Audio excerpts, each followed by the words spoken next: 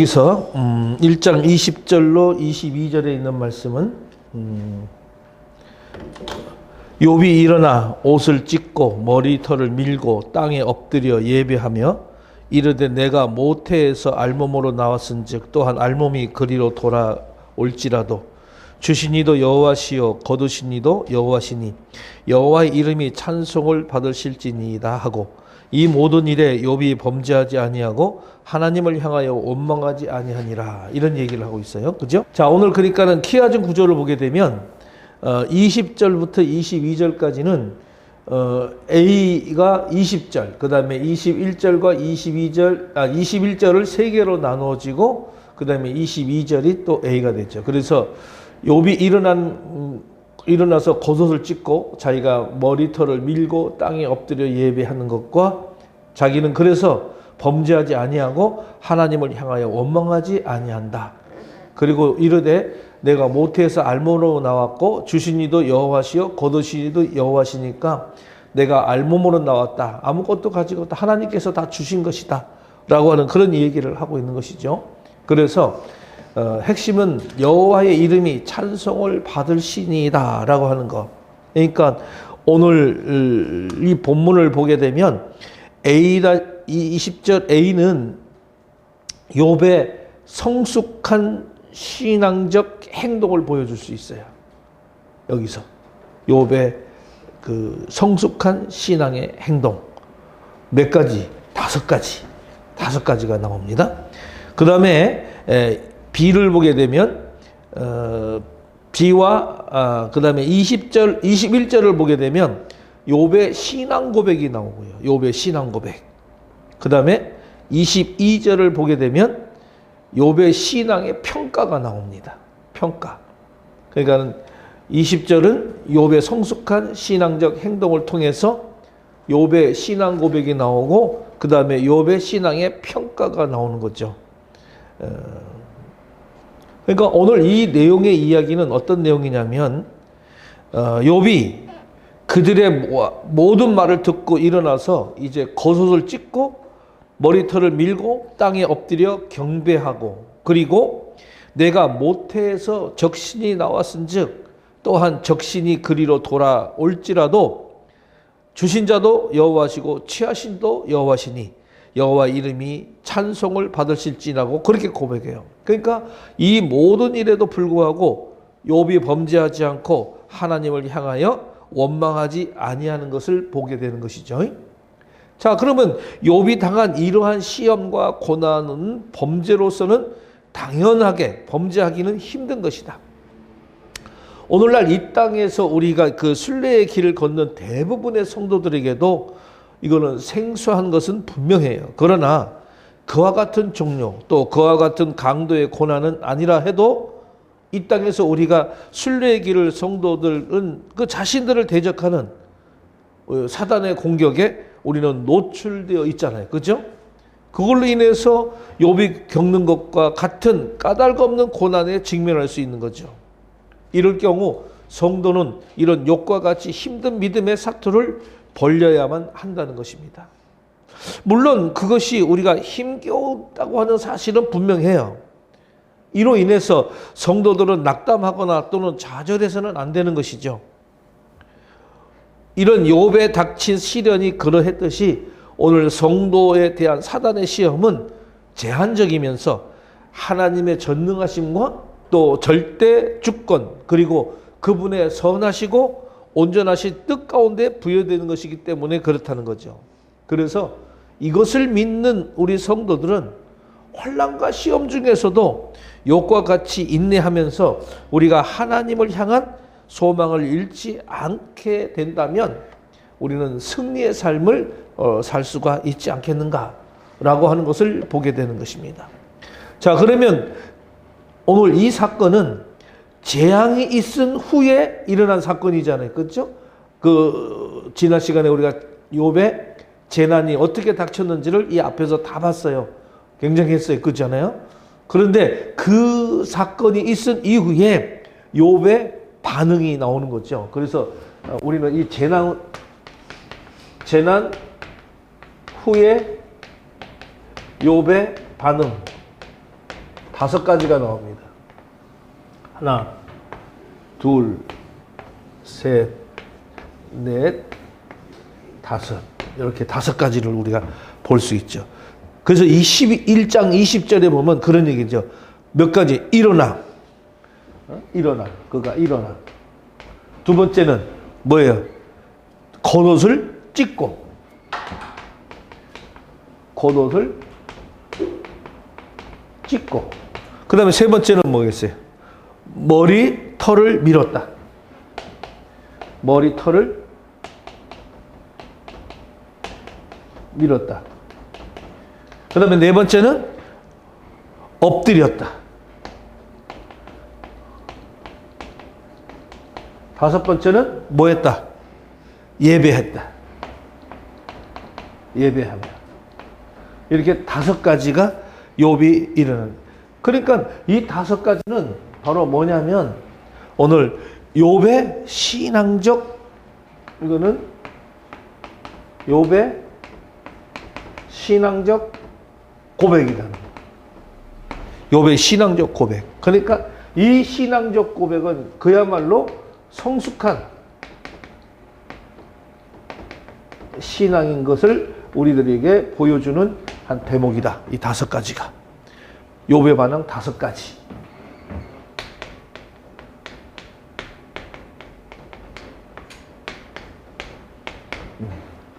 이렇게 다 도표를 잘 그려놓으면 좋습니다. 자, 그러니까 우리가 이걸 한번 보십시다. 4가지의 큰 재앙을 지금 욥이 지난 시간에 우리가 살펴봤어요. 근데 여기서 오늘 연속적인 어떤 재앙을 당한 욥의 어떤 반응을 지금 하고 있느냐라고 하는 거죠. 그 4가지 재앙을 당한 후에 비로소 나타나는 반응은 어떤 재앙들을 슬퍼하거나 결과 없을 정도로 순식간에 그냥 연속적으로 일어난 어떤 거죠. 그죠?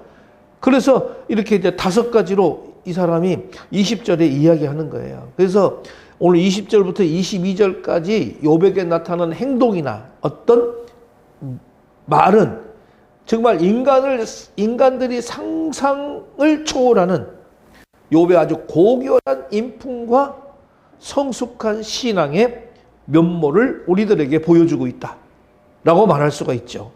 그 자신의 고통과 슬픔을 정말 충분히 드러냈지만은 자신의 운명을 거부하지 않으면서 더 나아가서 하나님을 찬양하기까지 했다는 거예요.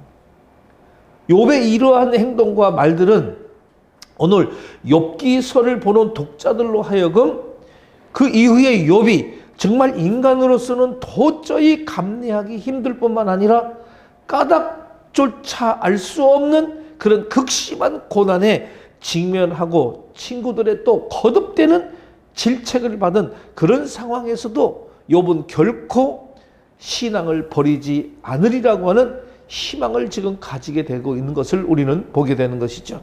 자, 그래서 오늘 첫 번째 일어나는 것이 뭐죠? 첫 번째 행동이 일어났다. 이거는 와이아콤이란 말이에요. 와이아콤. 이 와이아콤이라는 말은 1차적으로 쿰이라고 하는 말이에요. 쿰. 와이아콤, 쿰. 이거 와이아콤 할 때 요 와우는 그리고라는 말이죠. 그리고 그러니까 지금 1차적으로는 앉았거나 또는 누운 자리에서 일어났다고라는 행동이 나타나는 거죠. 행동이 나타나는 거죠. 그래서 욥은 어떤 극심한 고난과 상황 속에서도 그가 박차고 일어났다.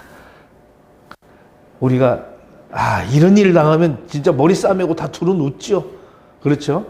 다 두루눕는데 욥은 두렵지 않은 거예요. 일어난 거예요. 자, 다음으로 그 다음에 욥이 취한 행동은 뭐냐? 겉옷을 찢었다. 그래서 찢는 행동을 했다. 자, 이 겉옷을 찢는 행위는 고대 근동에서 어떤 주체할 수 없는 슬픔이나 고난을 표출할 때 상징적인 행위가 바로 이 겉옷을 찢는 행위입니다. 슬픔이나 고통을 표출하는 그런 상징적인 행위. 그리고 이어서 뭐라고 그러냐? 머리털을 밀었다라고 하는 말합니다. 머리털을 밀었다 이런 얘기인데, 이거는 건강과 힘과 명예의 상징입니다. 이거는 건강, 힘, 명예를 상징하고 있다. 머리털을 밀었다라고 하는 것. 그러니까 자신이 가치 없는 인간이라는 것과 정말 불명예스러운 인간이라는 것을 고백하는 그런 의미를 갖고 있는 거예요. 욥으로서는. 그러니까는 그 다음에 겉옷을 찢고 머리털을 미는 것은 어쩌면 당연한 일이라고 지금 보고 있는 거죠. 그런데 여기서 멈추지 않고 그가 어디 땅에 엎드렸다고 하는 거예요. 엎드렸다라고 하는 말은 자신보다도 높은 신분의 사람이나 신에게 절하였다고 하는 그런 의미로 욥이 재난을 당한 와중에서도 하나님을 의지하였다라고 하는 것을 보여주는 거죠. 엎드렸다는 건 하나님의 의지. 다 포기할 거예요, 우리들은. 내가 이렇게 살아서 뭐 할 거냐 하는. 그런데 욥은 지금 뭐예요? 하나님께 엎드린 거예요. 정말 하나님을 의지하고 있다는 것을 보여주는 거죠. 그 다음에 경배하며 예배했다. 예배했다는 와이슈타후라는 말인데요. 와이슈타후. 이거는 재난을 당한 직후에 취한 욥의 행동은 자신에게 내려진 어떤 까닭 모를 재앙에 견디기 힘든 사실이었지만은 그는 하나님의 뜻과 섭리에 있는 줄 알고 그것을 존중하겠다라고 하는 거죠. 신앙의 고백적 행위, 이것이 예배하며 하나님께 경배드렸다는 것은 예배했다는 거죠. 그냥 납작 엎드려서 하나님을 의지하고 하나님께 예배드리는 이 신앙의 성숙한 신앙인의 모습을 우리는 볼 수 있어요. 그러니까 욥은 조금도 흐트러지지 않은 거죠. 연속적인 어떤 재앙, 어려움, 그리고 힘든 상황이 닥쳐와서 하나님께서 이것을 다 해결해 주시리라고 이는 믿고 하나님을 의지하는 거예요. 그래서 두려움롭지 않고 일어난 거예요. 겉옷을 찢었어요. 그 다음에 뭐예요? 정말 그 머리털을 밀고 납작 하나님께 엎드리고 그는 하나님을 찬양하고 경배했다는 사실을 우리는 볼 수 있는 것이죠. 그래서 21절에 보게 되면, 그래서 20절에서 21절에 보면 가로되 내가 모태에서 적신이 나왔은즉 또한 적신이 그리로 돌아갈지라도 주신 자도 여호와시요 취하신 자도 여호와시니 여호와 이름이 찬송을 받을 것이다 라고 하는 것이죠. 그러니까 여기서 뭐냐면 재앙에 대한 욥의 어떤 심적 반응, 다시 말하면 그 마음에 우러나는 지금 독백을 지금 보고 있는 거죠. 그가 어떤 독백을 하고 있느냐. 자, 20절의 욥의 행동보다도 그 신앙의 성숙함을 훨씬 더 분명하게 드러내고 있는 것이죠. 앞에서 우리가 9절로 11절에 언급된 이 사단의 논리에 따르면 욥은 어떻게 해야 되는 거예요? 하나님을 저주하고 하나님을 욕하고 막 그렇게 깽판 부려야 되는데 욥이 지금 그렇게 한 거 하는 거죠. 욥은 지금 사단의 기대와 달리 뭐라고 얘기하는 거죠? 모태에서 자기는 빈손으로 나왔다. 그리고 죽을 때도 어떻게 한다? 빈손으로 돌아갈 것이다. 주신 분도 하나님이시고 가져가시는 분도 하나님이시니 자기는 주의 이름을 찬양하지 않을 수가 없는 것이다. 자신의 신앙을 고백하는 거예요. 그럴 수 있어요? 그럴 수 있어요? 모든 명예 다 깡그리 지금 내려놓고 다 뺏어가고 내가 정말 어려운 어떤 환경에 처했어요. 이런 고백을 할 수 있어요. 그래서 우리가 아주 신앙의 아주 성숙하심이 우리가 하늘을 찌를 정도면 돼야 돼요. 사실 그 믿음이라고 하는 것이 그래서 굉장히 중요한 것이죠. 사실 이런 고백이 우리들에게 지금 요구되는 하나님의 우리들에게 하는 우리들이 해야 할 하나님의 고백이라고 저는 생각해요. 그래서 하나님께서는 우리의 평화, 하나님을 사랑하는 자는 평화를 주시고 또 그 사랑하는 자는 뭐 하신다고 그랬습니까? 장애물을 없애준다고 그랬죠. 그죠? 어떤 힘든 일, 고난, 내 앞에 있는 가로막힌 벽들 이런 것들을 다 헤쳐주신다라고 하는 것이죠. 오늘 이 욥은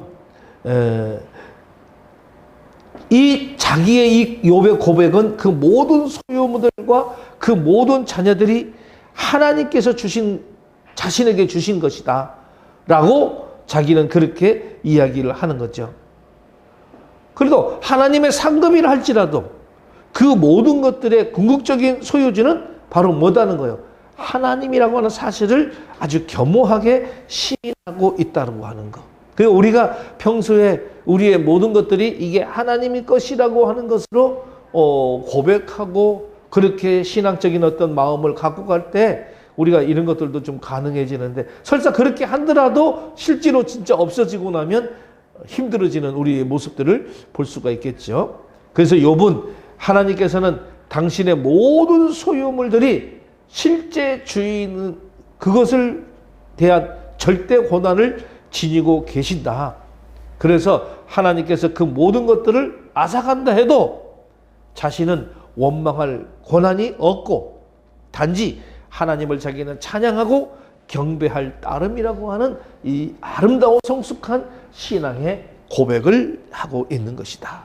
내가 모태에서 적신이 나왔은즉 또한 그 적신이 그리로 돌아올지라도 라고 하는 이 표현은 당시 사람들에게는 굉장히 화제되었던 격언이고 그대로 옮긴 것으로 우리가 보고 있습니다. 본문은 그러니까 인간은 근원적으로 무소유라고 하는 그런 존재라고 하는 것을 재확인하는 그런 경우죠. 불교에서 어떤 스님이 무소유 주장해가지고 뭐 무소유에 대해서 많이 얘기했죠. 그렇죠? 이미 무소유는 이미 그 이전에 이미 우리 기독교 신앙은 다 무소유지요. 그죠? 별로 저거 한 건 아니죠. 인간은 무소유라고 한 존재라는 걸 확인시켜 주는 거. 그러니까 최악의 환경 속에서도 자족할 줄 아는 그런 신앙의 자세를 견지하겠다는 의지를 표명할 수 있다라고 하는 것이죠. 그래서 신약 성경에 오면 사도 바울은 자족하는 것을 배우라라고 그런 얘기를 하고 있는 거죠. 자, 그래서 여기서 주신 자도 여호와시요 취하신 자도 여호와시니다 이런 표현을 지금 하고 있어요. 이 말은 뭐냐? 욥 자신에게 이 말 일련의 어떤 재앙 속에서 또는 각각의 어려움 속에서 형편 속에서 역사하시는 하나님의 손길을 인정하는 아주 성숙한 신앙 고백이라고 볼 수가 있습니다. 그래서 이것은 욥이 자신이 믿는 여호와가 인간의 생사화복과 또는 우주 만물을 주관하시는 절대자라고 하는 사실을 믿고 있음을 더 확연하게 나타내주는 그런 내용이 아니겠느냐라고 하는 거죠.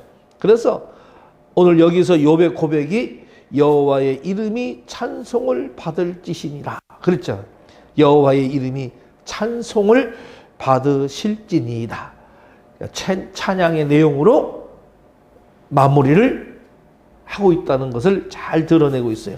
그러니까 욥은 여호와의 이름은 어떤 경우에도 저주나 원망의 대상이 아니라 여호와는 찬양의 대상이라고 하는 것을 아주 명확하게 욥은 인식하고 있다라고 하는 것을 오늘 우리들에게 보여주고 있는 내용이 아니겠느냐라고 하는 것을 볼 수가 있어요. 자, 그래서 22절 이 모든 일에 욥이 범죄하지 아니하고 하나님을 향하여 어리석게 원망하지 아니하니라. 자, 이거는 욥의 평가라고 그랬습니다. 20절은 원인을 알 수 없는 극심한 재난 가운데서도 뭐 했습니까? 욥이 취한 성숙한 신앙을 행동을 보여줬어요. 그리고 21절에서는 뭐 했어요? 그의 신앙 고백을 소개했습니다. 그럼 여기서는 뭐래요? 욥에 대한 사단의 평가와 하나님의 평가, 이것 중 하나님의 평가가 옳았다고 하는 것을 뭐 해주는 거예요? 증거해주는 그런 내용이에요. 그래서 오늘 여기서 뭐라고 했습니까? 범죄하지 아니하고 그랬습니다. 범죄하지 아니하고 로하타, 범죄하지 아니하고 로하타라는 말 쓰는데 앞에 로가 붙으면 뭐가 되죠? 요거? 에? 부정이죠. 부정인데 어떤 부정? 아주 강한 부정. 로는 부정이에요. 아주 강한 로하타. 아주. 그럼 하타라는 말은 실수, 잘못. 하타는 실수 또는 잘못 또는 죄. 그러니까 범죄하지 아니하고라는 것은 자기는 실수하지 아니하고 잘못하지 아니하고 죄를 짓지 아니하고, 그렇죠? 그러니까 욥이 인간이 감내하기 어려운 모진 재난을 당했지만은 결코 뭐하지 않았다는 거. 범죄하지 아니하고 실수하지 아니하고 잘못하지 절대로 하지 않았다는 거. 이것을 아주 간결하고 분명하게 나타내 주는 것이 범죄하지 아니하고 로하타, 절대로 하지 않았다.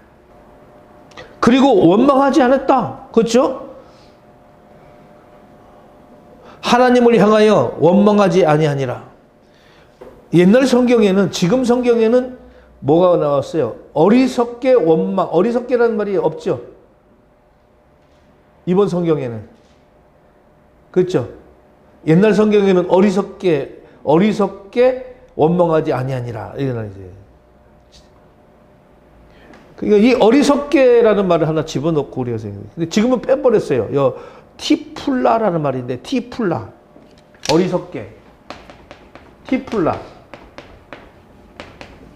어리석게 원망하지 않았다. 하나님을 원망하지 않았다. 그냥 했는데 옛날 성경에는 어리석게라는 말이 들어갔는데 이거 해석해야 돼요. 어리석게. 티플라라는 말은 무슨 말이냐면 불경건한 또는 경솔한 이런 거죠. 어떤 도덕적인 측면에서 어떤 저속한 행위를 의미하는 거죠. 그러니까 그가 뭐 어리석게 범죄하지 않았다. 어리석게 원망하지 않았다. 하나님을 향해서 어리석게 원망하지 않았다. 그러니까 어떤 겸손하게 불경건하게 이걸 하지 않았다라고 하는 것을 볼 수 있겠습니다. 자, 그래서 우리가 이 어리석게 티폴라라는 원망하지는 나탄이라는 말이에요. 나탄. 그러니까 내가 어떤 불경건하고 경솔하게 내가 하나님을 원망하지 아니했다. 이것도 앞에 로가 붙어요. 로라탄. 그러면 절대로, 그렇죠? 절대로 내가 하나님을 원한다. 그러니까 직역하면 그래요. 그리고 그는 하나님께 결코 불경건함을 주지 않았다. 그리고 그는 하나님께 대해서 결코 지속한 행위를 드러내지 않았다. 이런 얘기죠. 그러니까 이런 내용을 감안할 때 우리가 범죄하지 아니하고와 어리석게 원망하지 아니하고에 해당하는 이 원문의 표현의 의미상 유사한 내용을 담고 있잖아요. 그렇죠? 이거 우리가 반복적 표현이라고 얘기를 하는 거예요. 그러니까 범죄하지 아니하고 어리석게 원망하지 아니하고 이것이 동일선상의 같은 어근으로 보는 거예요. 그러니까 병행적 반복이라 이렇게 표현하는 거죠. 병행적 반복. 우리가 키아즘 구조에서 이야기하죠. 그렇죠?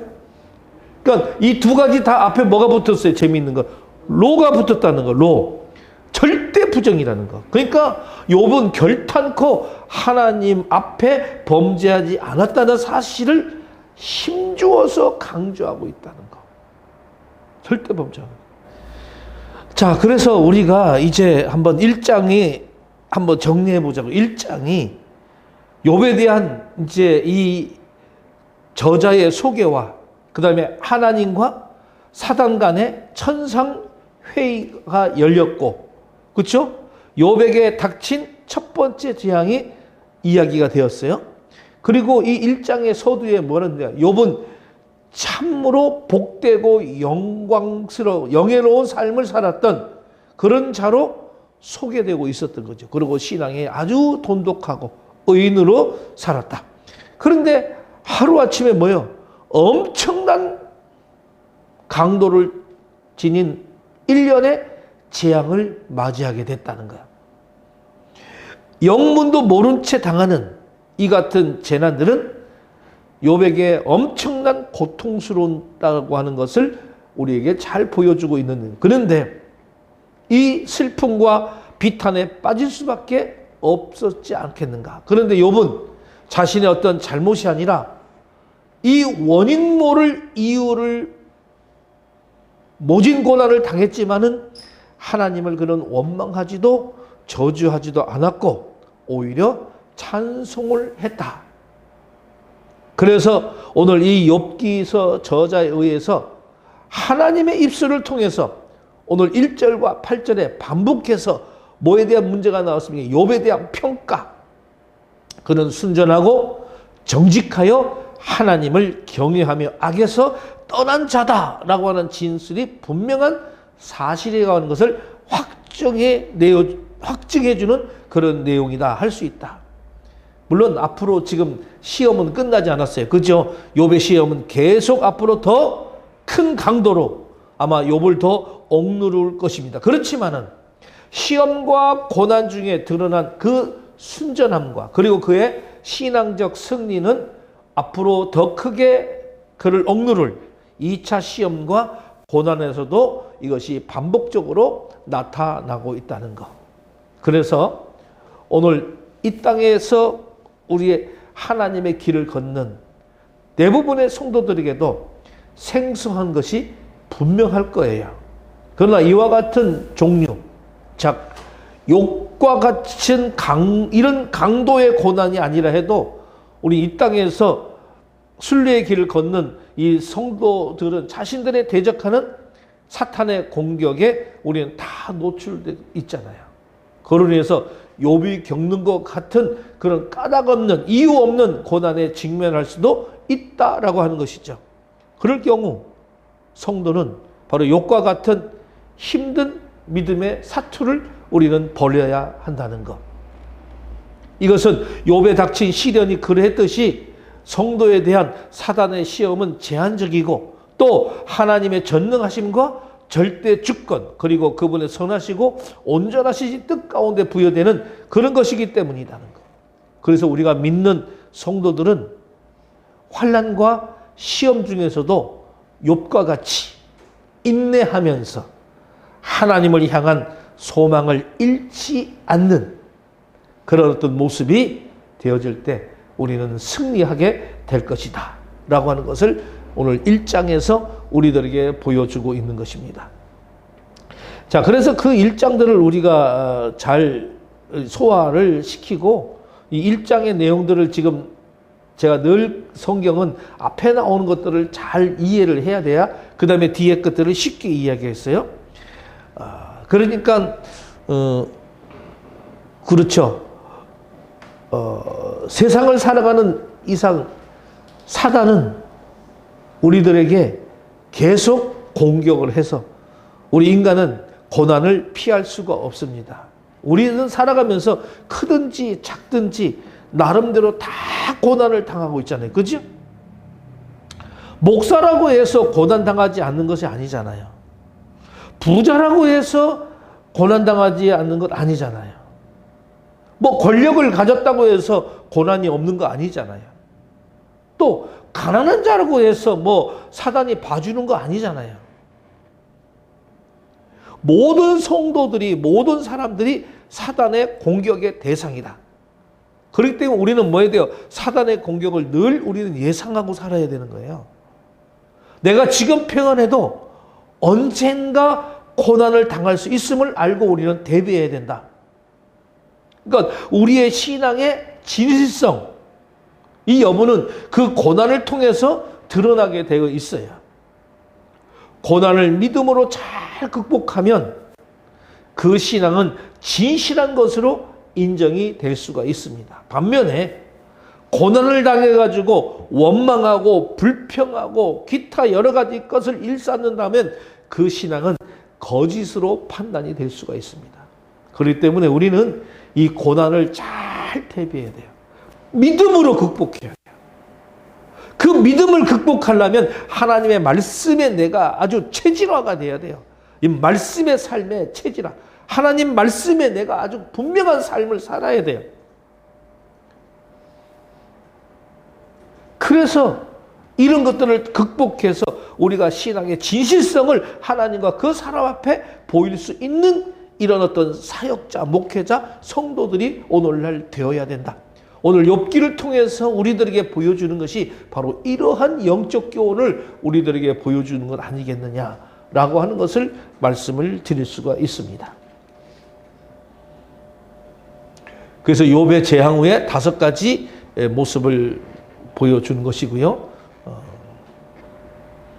그 다음에 1장 전체의 키아준 구조에 제가 지금까지 정리했죠. 1절에서 5절, 16절에 6절에 12절, 13절에서 19절, 20절로 21절. 그죠? 5개. 그러니까 욥에 대한 소개, 그 다음에 천상 회의가 A-, B의 욥의 불행, 첫 번째 4개의 재앙이 나왔죠. 그 단계적으로 나옵니다. 그 다음에 욥의 신앙, 승리. 그래서 불행과 욥의 불행과 승리가 B와 B- 이렇게 이야기하고 A와 A- 이렇게 이야기해요. 그래서 그림을 보게 되면 A와 A-는 욥에 대한 소개와 천상회의가 A-고 B-는 욥의 불행과 욥의 승리. 그래서 A 쪽에는 소개와 회의, B 쪽에는 불행과 승리 이렇게 이야기되죠.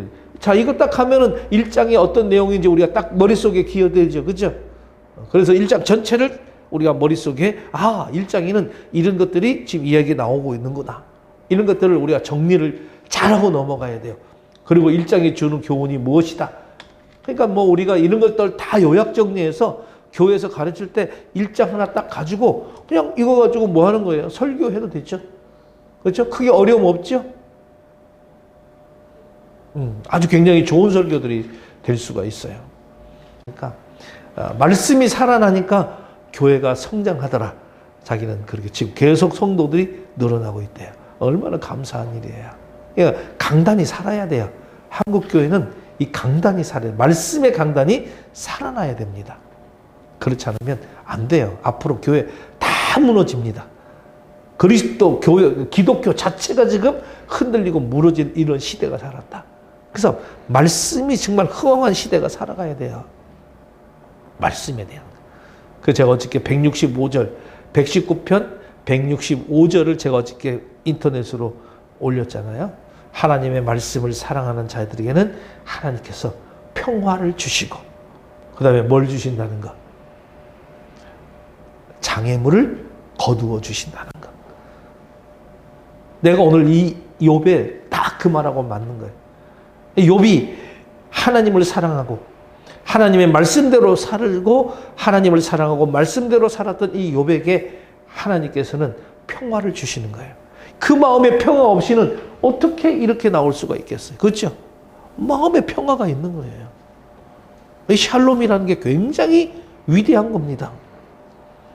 그리고 장애물을 없앤다는 것은 자기의 모든 앞에 가로막혀 있는 앞으로 가로막힐 모든 것들을 하나님께서 다 거두어내신다는 거예요. 그러니까 내가 고난을 당하더라도 하나님께서 거두어내셔요. 그러니까 욥의 전체를 우리가 들여다보면 꼭 119편 165절 말씀과 딱 맞아떨어지는 어떤 그런 내용이 아니었겠는가라고 해서 어저께 제가 유튜브에 올려드렸어요.